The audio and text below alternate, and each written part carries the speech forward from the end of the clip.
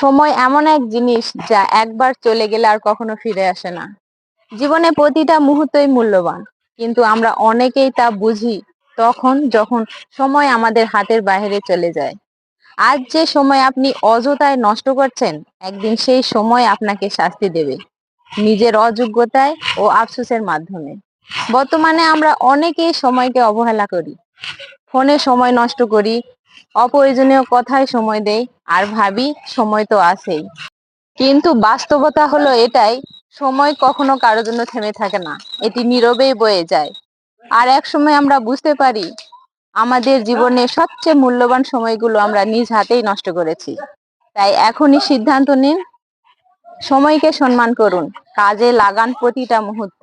কারণ সময় একমাত্র সম্পদ যা সঠিকভাবে ব্যবহার করতে পারলে আপনার জীবনে সফলতা, সম্মান, সুখ সবকিছু পাওয়া সম্ভব।